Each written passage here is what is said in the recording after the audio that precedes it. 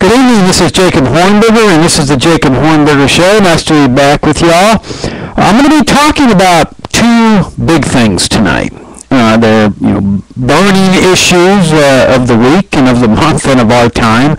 And then after I talk about those two things, I'm going to be talking about the battle, the real battle, the war, if you will, that's facing us here in the United States. We often hear that there's, we got a war against the terrorists. You hear that from the neocons and the statists and so forth.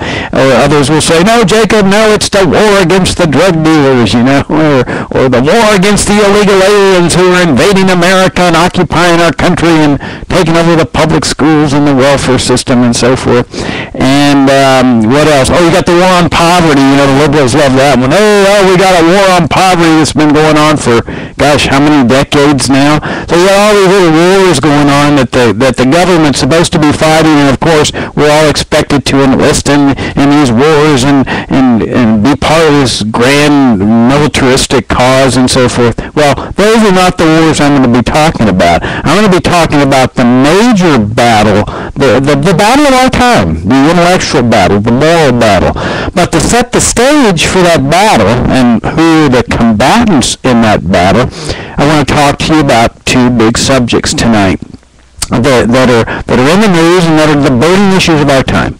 The first one involves something that is just taking place in Saudi Arabia. And the second one is what's taking place here in the United States. Now, the first one deals with terrorist measures. The second one deals with economic measures. Now, you might say, oh, Jacob, what's Saudi Arabia got to do with the United States? I mean, that's a dictatorship. What's that have to do with the United States? Well, for one thing, a lot of Americans don't understand that Saudi Arabia is a dictatorship. Okay, they think that because the U.S. government funnels millions of dollars of foreign aid into Saudi Arabia, it must be a free society. Because, aren't we all taught from the first grade in our government schools that our parents are forced to send us to under the law that America is pro-freedom, that the U.S. government is all about freedom and democracy, and that's what foreign aid is all about, and that's what the invasions and the occupations and the torture and the kidnapping and so forth are all about, freedom and democracy? So, a lot of people reach the conclusion that the U.S. government would never support a dictatorship, would never enter into a partnership with a dictatorship. And so Saudi Arabia, with whom the U.S. government does have partnerships, to whom the U.S. government gives millions of dollars of foreign aid, must be pro-freedom, must be, representative democracy, just like America. Well, of course, those are the people living in La La Land. Those are the people that are still under the grips of the indoctrination that they received in their government schools for 18 long years, or whatever number of years they attended the government schools, 12 years, 13 years. And then, of course, add to that the state-supported colleges and universities that depend on government money.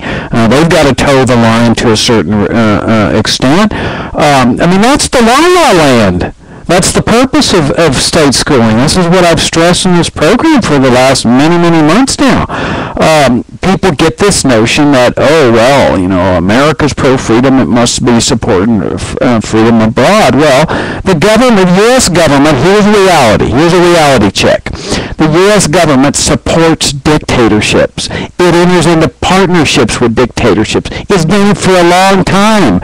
Sure, it shifts gears real quickly, like in the Middle East sometimes when it feels the winds are blowing, so people don't start thinking that the U.S. supports dictatorships, so they'll get up and they'll the freedom rebellions in the Middle East and so forth. Well, except for those areas where they're supporting the dictatorships, Bahrain, Egypt, and so forth. And we can see any number of instances where the U.S. government supports dictators, loves dictators. There's Saddam Hussein. Don't forget that the U.S. government loved Saddam Hussein during the 1980s. He was no different from there. After that, when they called him a new Hitler, same brutal guy. But over here, when they loved him, well, that was a whole different thing. You see, that meant that he was like pro-freedom in the eyes of some Americans because the U.S. was supporting them, entering into partnerships with them. There's a famous photograph on the internet, Google, Rumsfeld shaking hands with Saddam, and you'll see old Rummy up there shaking hands with this guy that they were making deals with. There's the Shah of Iran. They love that guy. They helped his secret intelligence force to torture people in his own land. They installed him into power. Ousted the democratically elected prime minister of Iran and put the dictator in. And then they've got Pervez Musharraf. He was the military dictator. I mean, U.S. officials have always shown, for some reason, a penchant for military dictators. I think it's because, they like this concept of order and stability that comes with military rule and military dictatorship and rules and regulations and so forth.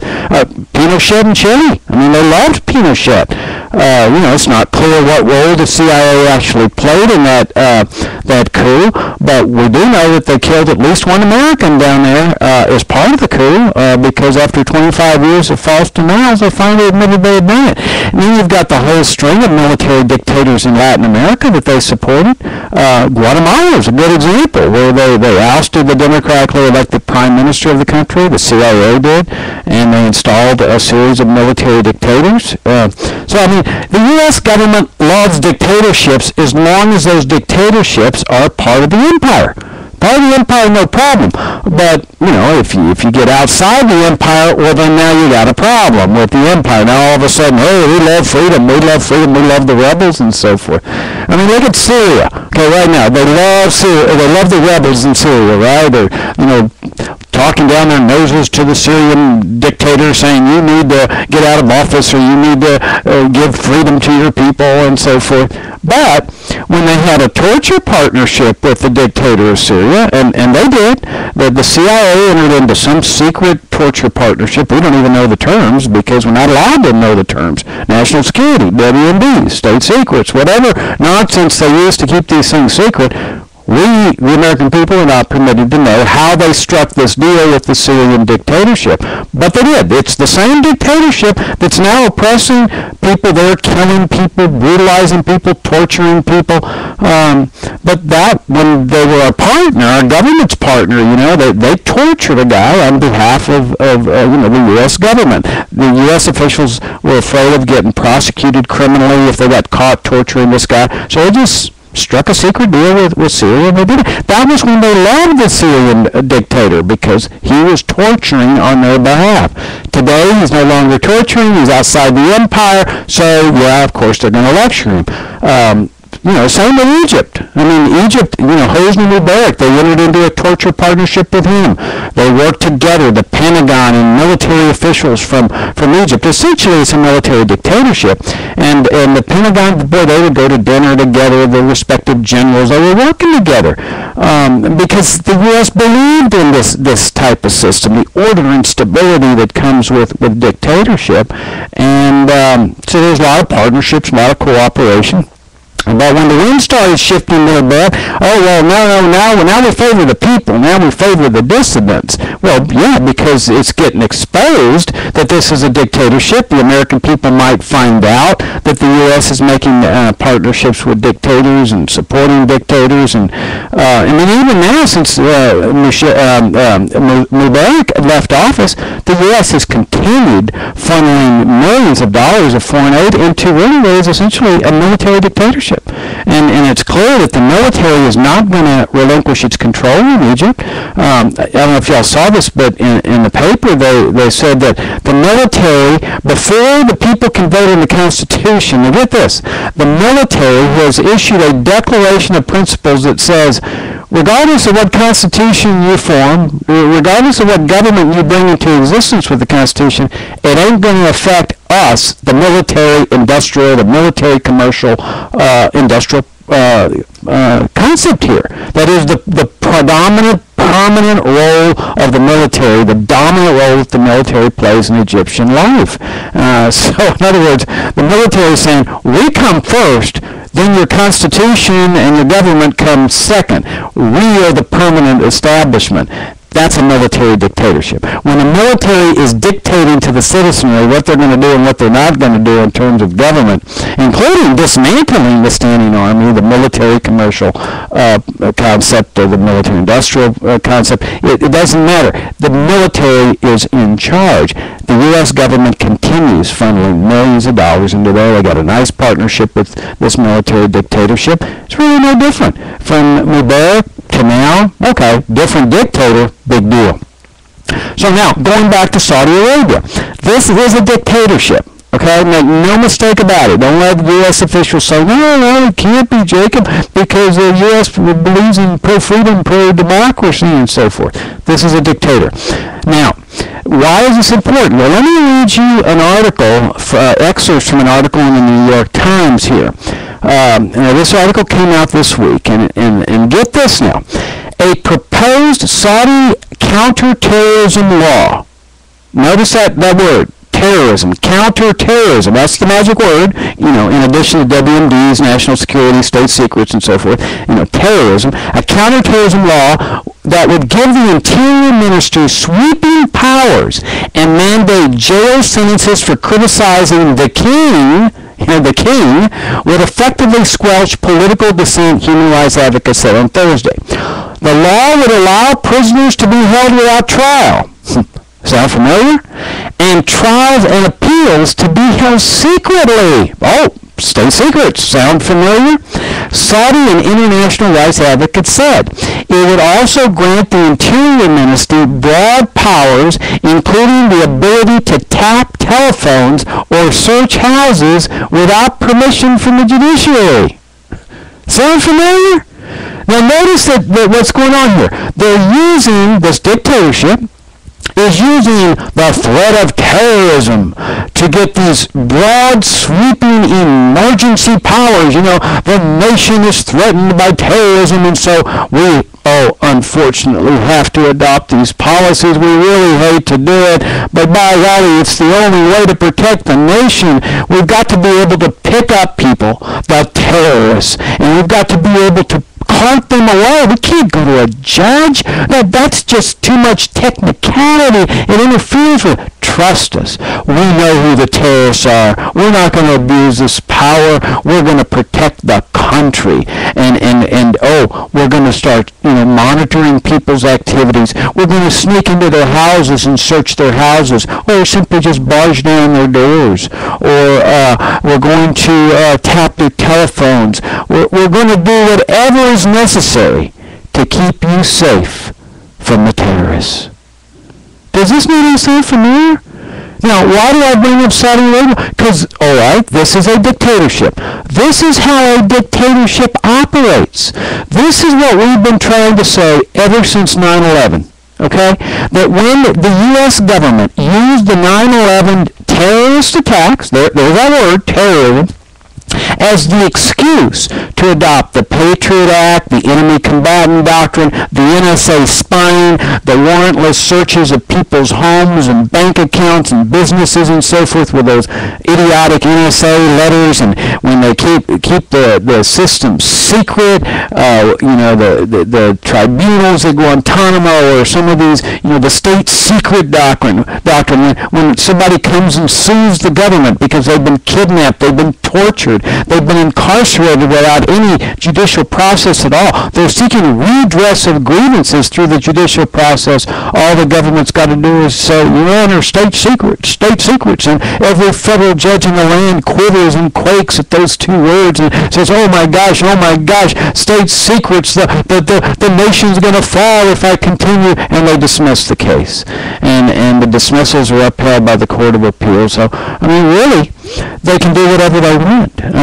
This government, this is what we've been saying, we libertarians, from the beginning of this nonsense, is that these powers are consistent with dictatorships. When we said Americans have traded their freedom for security, or at least the pretense of security, the allure of security. You never get security. I mean, that's one thing history has shown. When you surrender your freedoms because the government is saying, oh, we're going to keep you safe from the terrorists, which, of course, they themselves have produced with their foreign policies, you lose your security and your freedom. I mean, you're not going to get either one. But that's what they did. They used that terrorism threat. Same thing that the Saudi government is doing. That counterterrorism law. Okay, this is a law. Now, as the Saudi people are showing, they've been exercising this power for years and years. They just want to codify it in law. It's no different from what the U.S. government has been doing. Okay, they went and they got legislative approval for the Patriot Act. Okay, we all know that. Which, by the way, we just recently extended. 10 years after 9/11. And they're still extending it. This is exactly what these Middle East dictatorships do. Now, if you think that the U.S. government thought this up on its own, counterterrorism measures, no. It's been going on in the Middle East for a long time. The Egyptian government under Hosni Mubarak had these exact same counter-terrorist measures. The power to go pick up people, just grab them and take them away to a dungeon, to a prison camp, wherever, their version of Guantanamo, and torture them, execute them, have a show trial. This is the most direct violation of a free society that you could ever hope to find, which is not surprising as to why you find it in places like Egypt and Saudi Arabia and Bahrain and Yemen and these other countries. This is the ultimate power of the dictatorships. This is why they have standing armies there. That's why they have big, powerful militaries that the U.S. supports and so forth to maintain order and stability. Now, you recall that many times U.S. officials say, well, we really admire that country because it maintains order and stability. What they're talking about is these kind of measures that U.S. officials believe in. We know they believe in them. They supported them. They supported these regimes knowing that they're exercising these emergency powers. They entered into partnerships to utilize the machinery, especially the torture machinery. And we've seen them embrace these policies here in the United States under the aura of, protecting the American people from the terrorists. The enemy combatant doctrine, what that enables the government to do is just go seize anybody, including Americans. In the beginning, a lot of Americans were supporting this stuff, thinking, oh, they can only do it to foreigners. They can only do it to foreigners. We libertarians said, you're in for a rude awakening here. Once you trade away these freedoms that our ancestors fought so hard to achieve and that are codified or protected in the Bill of Rights and so forth, it ain't going to apply just to foreigners. That's a bad attitude anyway. Oh, it's only going to be applied to foreigners, But ultimately, they extended it to Americans. This is why we libertarians were saying, you can't give government these powers. You cannot relinquish these powers to government, because when you take away people's freedom, foreigners or whatever, you're taking away your own freedom. And we've seen that now. Here these powers that the Saudi dictatorship is codifying, these are powers that the U.S. has exercised since 9/11. The enemy combatant doctrine, they didn't even go to the president. They did the same thing the Saudi regime did. They didn't go to Congress and ask for permission. They simply said, because we have a terrorist threat, we now have the power to go pick up Americans and foreigners, jail them, deny them due process, do whatever we want, torture them. They might have invaluable information, torture them, give them a show trial, if you even give them a trial. The people in Guantanamo have been there for, how many years now? 10 years without a trial? This is what they do under dictatorships. This is why I'm reading here this New York Times piece, to show you how dictatorships operate and to show you what's happened to our country under these statists.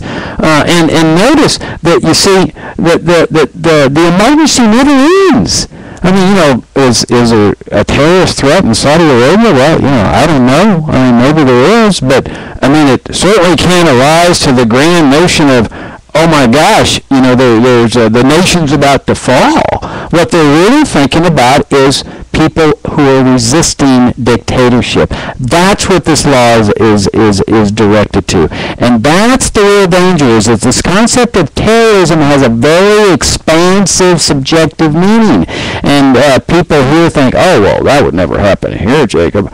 Excuse me, if you go to Iraq and Afghanistan, where the U.S. government's effectively in charge. I mean, they got a puppet regime in Afghanistan. It's a brutal, corrupt puppet there. Karzai's never even been elected because, electionally we're stuffing untold number of ballots. That's not an election. This guy's just an installed puppet. The country's being run by the U.S. government. And Iraq, it's essentially the same thing. It's a little bit different, but the U.S. has total power there. I mean, when you look at the U.S. operating in Iraq and Afghanistan, you get a sense of what it would be like living under a regime of no constitutional restraints, no Bill of Rights, no Constitution. Because nobody can deny that President Obama and his military and his CIA have total dictatorial powers when it comes to looking abroad. Okay? I mean, what is a dictatorship? A dictatorship is where the ruler has no limits on his powers. There's no external limits. He doesn't have to go to Congress and ask for permission. He doesn't have constitutional restraints that we the people have imposed on him. He has the authority to do whatever he wants. That's the dictatorship. That's what makes these dictatorships in the Middle East or Latin America or wherever. Now, keep in mind that you can have a democratically elected dictator. Good example is the Nazi regime. I mean, the Nazis were democratically elected to power. Hitler became chancellor democratically, pursuant to their system, which was, elect the members of the Reichstag, elect the president appoints the chancellor. The test of a dictatorship versus freedom is not how a person's elected. Democracy is great, but really the only real advantage is that it gives people a peaceful means to change regimes. But if you look at it in the Middle East, people are having to revolt violently to change a regime, while a democracy lets you do it peacefully through the ballot box. But that doesn't mean that the person who's elected isn't a dictator just because he's elected. In fact, there's a popular saying in Latin America, that they have the freedom, quote, freedom, to elect their dictator every 4 years. Well, the idea is that whoever gets the lucky draw, the lucky election, quote, lucky, he gets to be the dictator. And he has total powers. He can do whatever he wants. He can seize people's land, their income. He can make them work for them. He can put them in jail for no reason at all. This is what made the kings of England in ancient history dictators.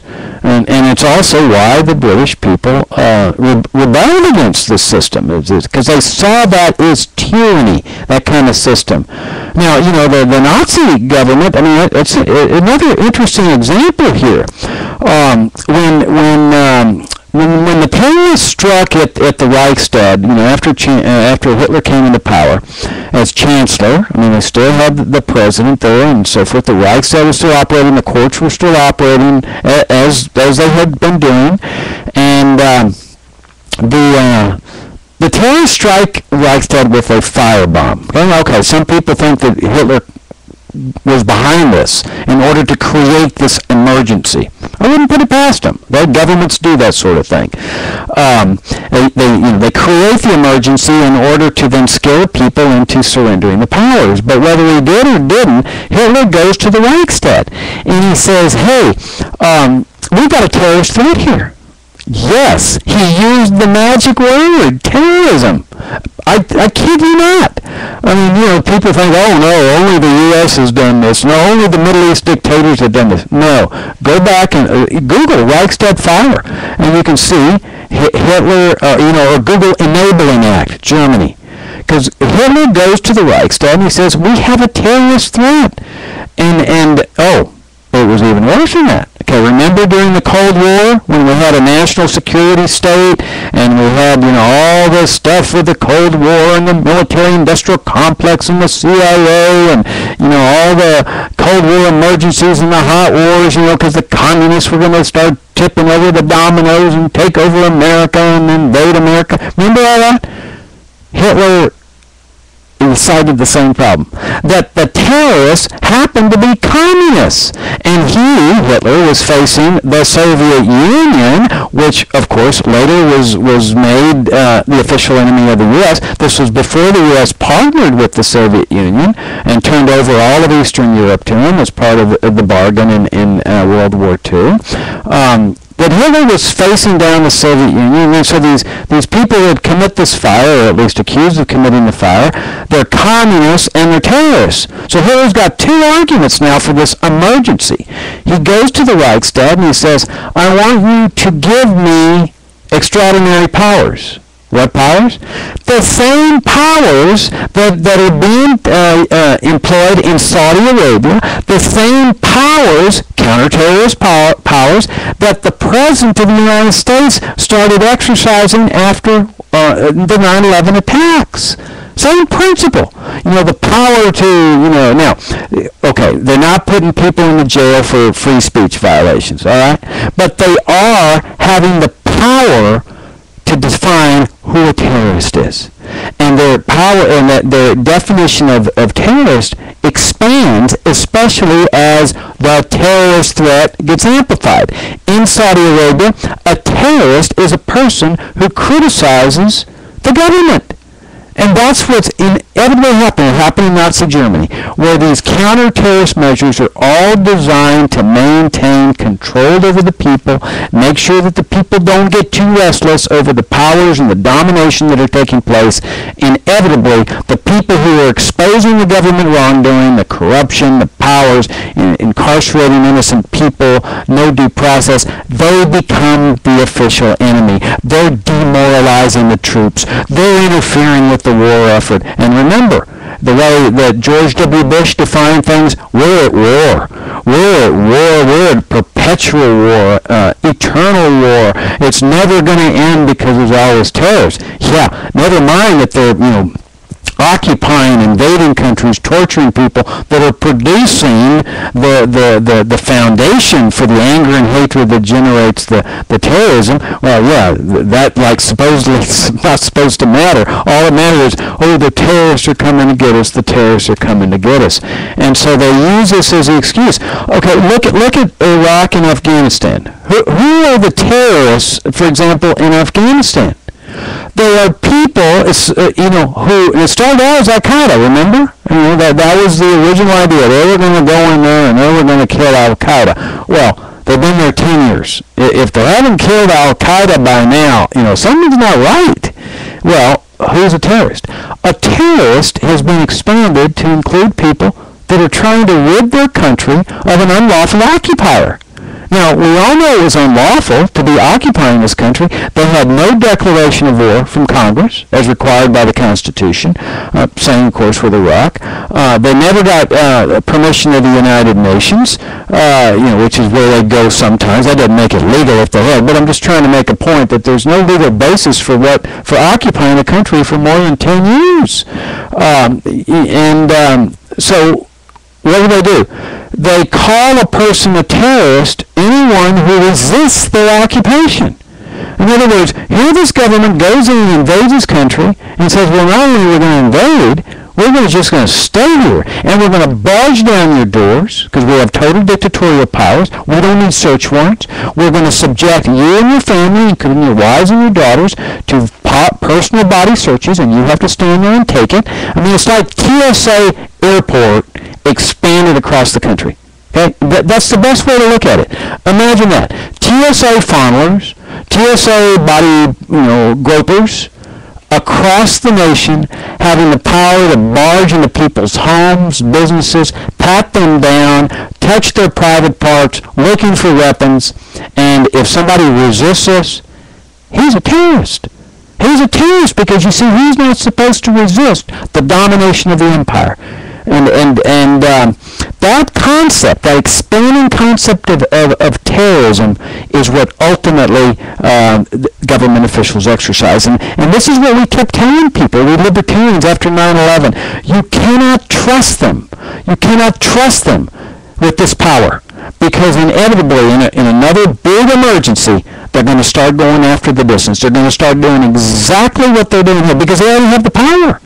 They already have the power to define who is a terrorist. They can go pick up any American and take him away and torture him. Don't believe me? Ask Jose Padilla. Google his name. That was the test case. That was the case where they acquired the same kind of powers that the Saudi government has been exercising, that the Egyptian government's been exercising. The power is to go pick up an American, take him away to a dungeon, or thousands of Americans. And they define what terrorism is. They define the terms, and they can torture him. They can give him a show trial, military tribunal, whatever. And this is what these statists have been arguing. That the whole world is a battlefield, that anybody that's involved with terrorism, man, the military should take charge of them. Oh, they'll say, oh, well, we don't mean Americans. Well, they can't draw that distinction, though, you see, because once you give government the power to decide, oh, well, we're going to wage war on the terrorists or on the drug dealers or on the dissidents or whatever, then the government's in charge of waging that war. Then all of a sudden the government just says, no, the whole world's a battlefield, including, especially here in the United States. And you can have domestic terrorists, right? You have domestic terrorists that are threatening our country. I mean, you see it where they're already trying to assassinate an American overseas. Why?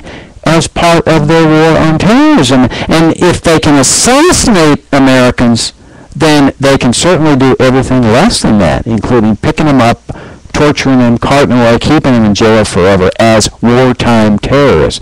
That's what this Saudi regime has been doing and is continuing doing, is now trying to codify in a law. By the way, there's people in Congress trying to codify these exact same powers that have been exercised since 9/11 into law, because they know that they just decreed them. Bush and the Pentagon and the CIA just said, we've got these now. And, of course, what we've been saying from the very beginning, us libertarians, is this is not consistent with a free society. This is what our ancestors were worried about. They've had experience with these kind of powers throughout the ages. That's what Magna Carta was all about. The king was exercising these kind of counterterrorism powers.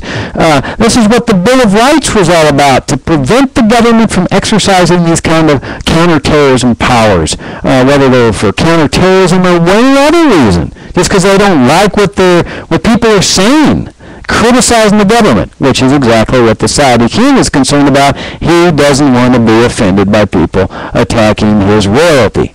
So that's the first thing I wanted to talk to you about, is this concept of civil liberties and a free society, because in my opinion this is the most direct tyrannical power of all.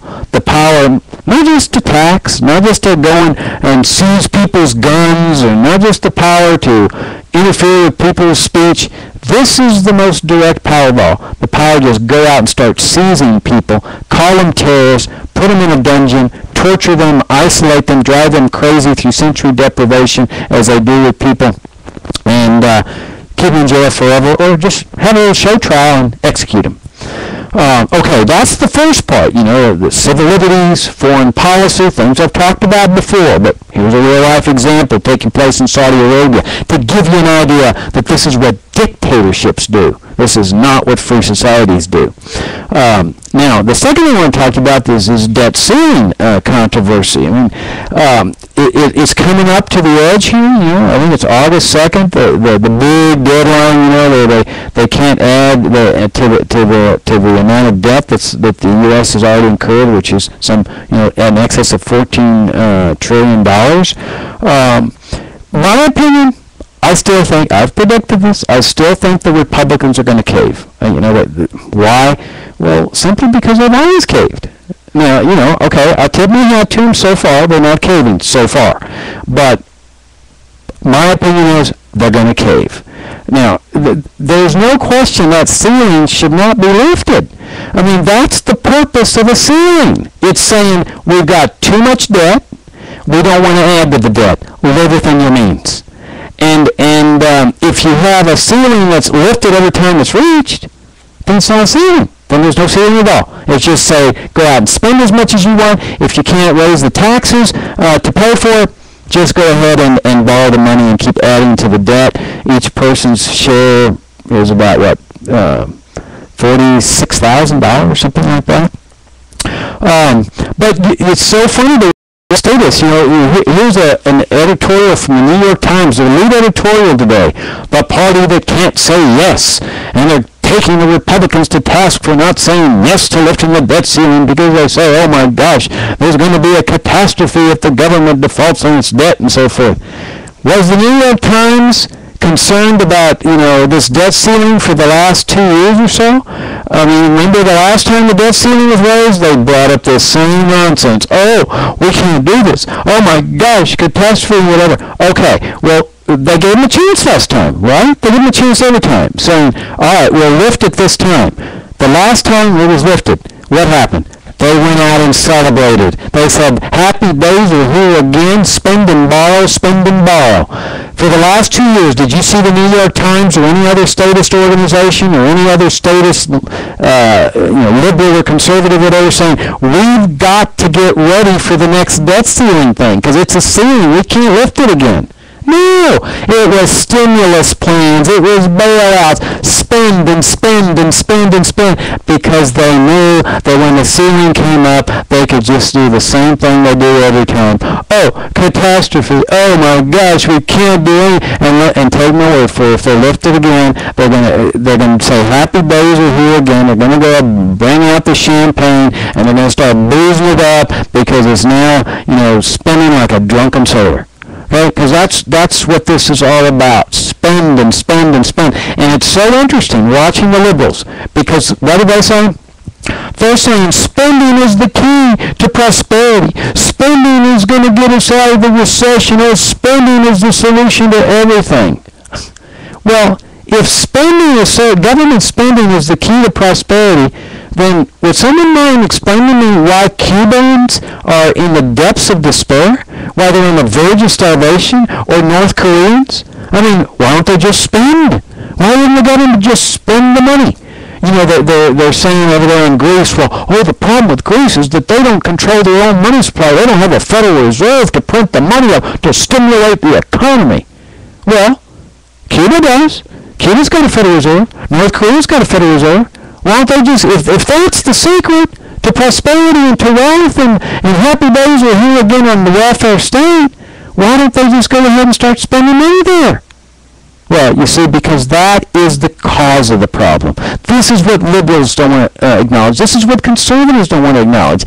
The cause of the economic despair under which this nation is suffering is the welfare state, and the massive spending and borrowing that comes with these things. You see, we may very well be reaching a point where the whole system's cracking apart, because every few years they go through these economic crises because the welfare state's cracking, the warfare state's cracking, and they say, oh, we'll stimulate the economy, print more money. That's why the dollar is worth, a nickel compared to what it was when the Fed was established, because they've debased the currency. They've effectively plundered and looted and defaulted on the debt, because when you pay people in cheap, debased dollars, that's stealing, that's defaulting, that's paying people off in debased dollars. And this is what's been going on. So you were saying, oh, well, just keep spending. But you see, it may not be working this time. It may be that the whole system is starting to crack apart. It may be that the system's starting to cave in on itself. Look, let's go back to a society, let's say, that has no welfare state. Okay? No Social Security, no Medicare, no Medicaid, no foreign aid to dictators, no education grants, no grants for your community, no income tax.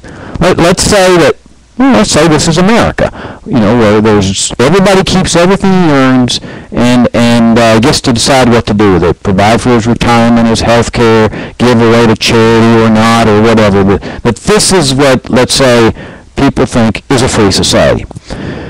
Well, you build up in that kind of society massive amounts of savings, massive amounts of capital. People are keeping everything their own. They get to decide what to do with it. They don't have to send an income tax. There's no IRS. This is how Americans live for more than 100 years. And it's that massive amount of capital that's making people more productive. Farmers on a farm that are farming with a tractor are going to produce more than farmers working on a farm with hose. All right? And then that increased production, it increases profits. It increases wages because now the employers have more money to pay, real money, not debased money. I mean, we're talking about a real wealth in society. This is what liberals don't understand. They think that paper money is wealth. That if the Federal Reserve just floods the economy with paper money, that's wealth, that's going to make people wealthier. No.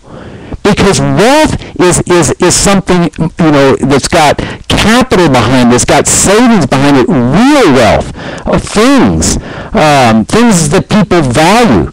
You can't just flood an economy with paper and say, oh, everybody's wealthy now. If that could happen, people in Cuba would be wealthy. People in North Korea would be wealthy. This concept. So you've got this wealthy society. Let's say you got massive amounts of wealth, lots of wealthy people. You got tremendous millionaires, real millionaires, like real assets of millions. You got tremendous middle class. You got the poor section that still is relatively better off than like people in North Korea or Cuba and so forth. So you've got this massive standard of living that comes about because of economic liberty. And what happens? The states say, oh, wow, man, look at all that private wealth. Let's start seizing it. Let's start confiscating from the rich and giving to the poor.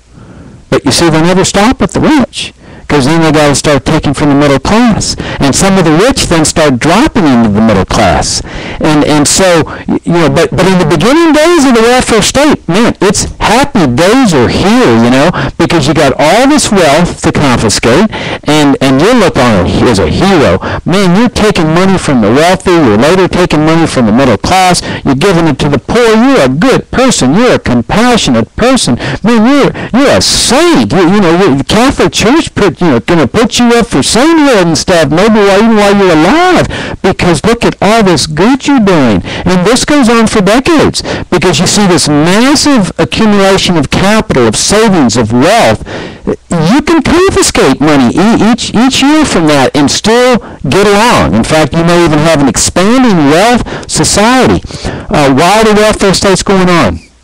But gradually, what people aren't noticing is that it's starting to crumble. That over the decades, it starts to cave in on itself, because you've got less and less of this wealthy pie and the ability to produce, to add to that pie, compared to the people that are now draining it. You've got the welfare state draining it, the whole military-industrial complex, the people that thrive off these tax dollars from a military standpoint. The 1,000 military bases overseas, the occupations of 2 countries, all of the armaments that go into bombing and assassinating and so forth. That's draining from the private sector. They've got to confiscate all that wealth to pay for those people. Then you've got the massive welfare state, the Social Security recipients. And please don't tell me that there's a fund where you put your money in, it's there. No, it's a massive confiscation system. Same thing as food stamps and foreign aid to dictators. They're taking money from the private sector. They're shoveling it over to the recipients, the welfare recipients in the private sector. Medicare, Medicaid, education grants, the whole shebang. And what's happening now, after many decades of doing this, the private sector is teetering. It's starting to cave in and stuff. The liberals say, seize from the rich, seize from the rich. Well, you get to a point in the society where, okay, you take everything from the rich that the rich have, but then where are you left? Where are you left the next year? Because now you've taken your seed corn, you've taken the system that is producing the tax revenues. As I've said in the past, you've got the parasitic sector that's sucking the lifeblood, the money, the wealth out of the private sector. Well, the private sector starts to teeter at some point. That's what's happened in Greece. And I love it when I see these liberals saying, we're not Greece, this is the United States. Well, this is a wealthy country. What they're saying is the private sector is still wealthy enough to seize assets from, to pay off this parasitic sector, both in the welfare state and the welfare state. But what very well may be happening is that while there's still a lot of wealth in this country, it may be teetering, it may be caving in on itself. And then once you start taking from the private sector where it's shrinking because you're throwing businesses out of business, with these higher tax rates, you go and tax the rich, you're going to throw some marginal millionaires into the middle class. And you've got middle class that are going to be run out of business to a certain extent because you got people that are being dislocated over here. The rich can't go out and buy their yachts and so forth. Puts the yacht companies out of business, unemployment. So you got this whole system. A way to think about this is that let's say that you've got $100,000 in savings, all right? And you go out there and start spending $200,000. You say, well, I'll just borrow the difference. You go and borrow, and you do it again the next year, and you borrow, and all of a sudden you find yourself $500,000 in debt. But you're finding that you've got to maintain your lifestyle and your interest expenses, much less the principal. You've got to now start going into your savings. Your $100,000 in savings, you've got to start taking $10,000 of that to pay the interest. Now you've got 90. Okay, the next year you do it again, now you got 80. So your reserve, your savings is dwindling. That's essentially what's happening with the welfare state. Your private sector is dwindling. It cannot handle the burden. When I see young people saying, well, gosh, I really lament this Social Security problem because it's not going to be there when I get there. That's the wrong attitude. Because as long as they got young people, there's always going to be young people, right? No problem. Just go tax them. What's the problem when it's not going to be there? All you got to do is do the same thing your parents did to you and your grandparents. Just find the young people in your society, your children, their friends, or whatever, and just tax them. Tax them 20%, 30%. If you got to go up to 90%, where they're taxed 90% for the rest of their lives, it'll be there.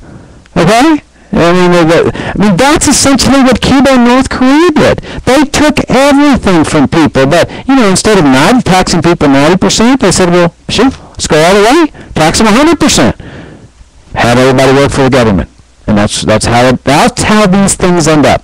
These socialist systems, they crater, they collide into themselves. Now, the interesting thing about this thing is they say, there's got to be a default on August 2nd. No, they don't. They don't have to. They're making a choice. Because at that point, they can't go out and borrow any more money. The debt ceiling is now lifted. So they have to make a choice. We have these tax revenues coming in. Do we pay the welfare state people? Or do we pay the welfare state people?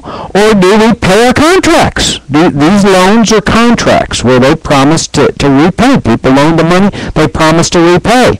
So they're making a choice. They could pick the contract. They could say, well, we got to live within our means. We have no choice. We're like, private Americans that, by golly, the bills start coming in, we got overextended, we got to cut. So they could bring back all the troops out of Iraq and Afghanistan immediately to save massive amounts of money. They could close overseas bases. They should do that. They've been there 10 years killing people to their heart's content. How many more years must they continue occupying and killing people? But that's their choice. They're choosing to maintain these occupations instead of paying their debts. The welfare state. Here's the greatest opportunity for us libertarians. We want to dismantle this welfare state. We want to get rid of Social Security and Medicare and Medicaid. We're not scared of freedom. We have no doubts that freedom is moral and freedom is good, and freedom is the antithesis of these welfare state programs that both the liberals and the conservatives support. Get rid of them. Ditch them. You know what they're scared about? They're scared about that if they prioritize and pay the debts and they cancel the welfare state programs, they're going to find that people are going to say, wow, this really is a much better system, where you don't have these welfare state programs draining the economy, draining the citizenry like parasitic programs. People are surviving. They are prospering. There is a combination of work prosperity and voluntary charity that comes together in a free society. That's what they're scared about. So when they're saying we have to default, oh, that's not true. They are choosing to default because the other alternatives are pull out the welfare state, pull out the welfare state, pay the debts, and pay off the debt, and all of a sudden you're talking about moving in the direction of a free society where you don't have a welfare state, you don't have an overseas military empire, you don't have a military-industrial complex, you don't have a standing army, you don't have a welfare state, no Social Security, no Medicare, no IRS, no income tax. In other words, the principles of freedom that Americans used to frame up this country. Those were the foundations of economic liberty in the United States. So, don't ever buy this stuff about, we got to default. No. What they're saying is, we want to keep spending. They're like little kids. We want our welfare state. Wah. We want our welfare state. Wah. So we don't have a choice. We have to default on the people that we've contracted to pay money to. That's their choice. Now, this brings me to the battle that I was talking about at the very beginning of this show. You see, they'd like us to think that the battle is the U.S. versus the terrorists, the war on terrorism.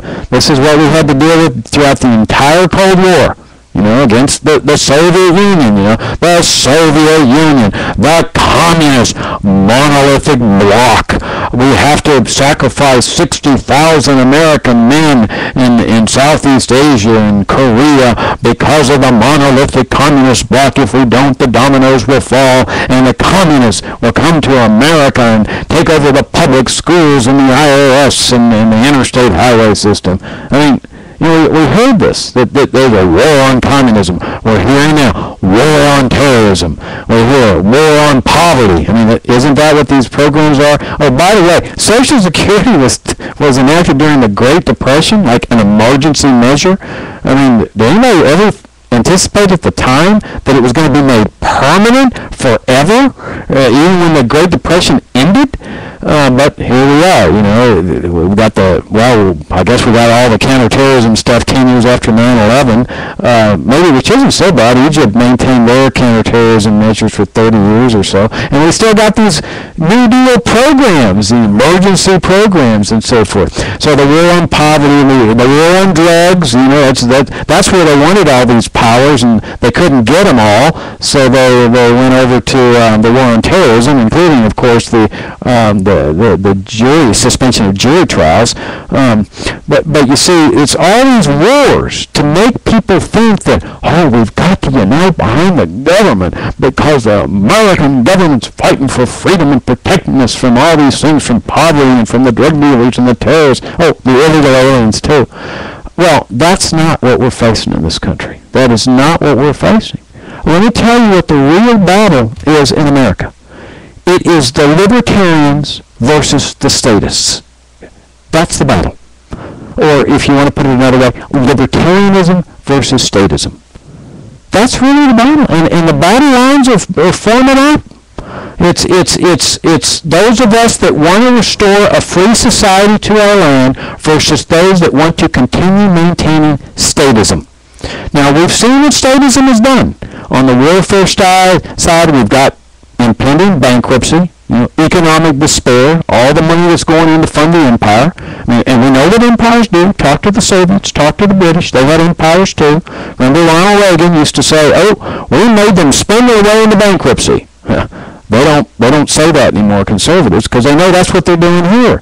And then, of course, you got all the terrorist-producing threat, which then they use to take away our freedoms at the airports, and the enemy combatant doctrine, the whole 9 yards of the war on terrorism, the infringements on civil liberties. You've got the welfare state side of this thing. which has produced this mindset of abject dependency among Americans. I mean, it's a real tragedy. It's a welfareism. It makes people honestly believe that they would not survive and prosper without it. Look at Social Security. How many people do you hear saying, I could never survive? The old people would never survive. Well, this is what libertarians at the time of the 1930s, one of the reasons that they were arguing against this junk. It's like heroin. Look at a heroin addict. Is he any different from a person on welfare? I mean, doesn't a heroin addict say, I'd never survive without my heroin, oh my gosh. Same principle.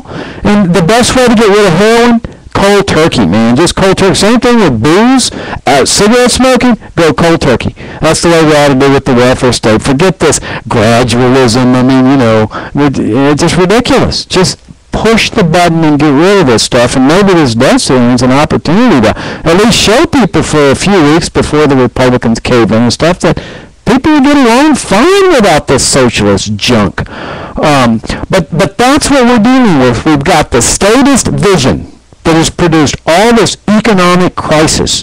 This is the welfare state cracking apart after decades and decades, just like the Greek welfare state is cracked apart. But you've got the welfare state now coming together with the welfare state, together with the drug war, the war on poverty, the war on illegal aliens, because they need a scapegoat, and illegal aliens are the favorite scapegoat for all this despair. And compare that to the libertarian vision. I mean, this is why the libertarian movement, I think it's the most exciting movement in history, and it certainly ranks in the top 3. Because imagine how depressing things would be if there were no libertarians. If all there was statism. I mean, okay, we haven't prevailed in our philosophy, but there's a lot of people joining up every day. The scales are falling from their eyes like it's falling from all of us libertarians. We've broken through the indoctrination that they've fed us in those government schools. We see reality for what it is. We see the welfare state for what it's done to this country. We've seen the IRS as a terrorizing organization that drives people into suicide and despair. We've seen the warfare state, what it's done to us, and how they use that to take away our freedoms here in the civil liberties side. So you got this. Look at the drug war. I mean, by their fruits you will know them. 40 years of idiotic drug warfare where they've just killed and destroyed and countless people. Look at Mexico, and just in the last 6 or 7 years, what is it, 40, 50,000 dead people? I mean, this is by their fruits you will know them. Libertarians would say, dismantle it all. Legalize drugs. Get rid of this prohibition. And, of course, there's a lot of people mounting up with us now. Get rid of this empire. I mean, more and more politicians are now saying get out of Iraq and Afghanistan. It's not enough. You've got to dismantle the empire, the military empire, the military-industrial complex, the Cold War machine. They were antithetical to a free society. That's why our founding fathers opposed militarism and empire and standing armies. They saw them as a threat to the people. I mean, Madison talks about this. Of all the enemies to liberty, war is the biggest. And then we dismantle these welfare state programs, leave charity in the private sector. That's really what charity is all about. It's help that comes from the voluntary heart of an individual, not the IRS coming and seizing your assets and turning the money over to HUD, who builds some lousy, drug-infested public housing project with it. When you've got an unhampered market economy, and you have economic liberty, you have people, a combination of tremendous economic prosperity that's providing an ever-expanding job opportunity for anybody that wants to work, combined with an element in there where people that are ever-expanding wealth are able and willing to give their money away to the poor, to the needy, to churches. That's how the churches got built, museums got built. But we need to recapture that sense of can-do, of self-reliance, of voluntary charity, of an unhampered market economy.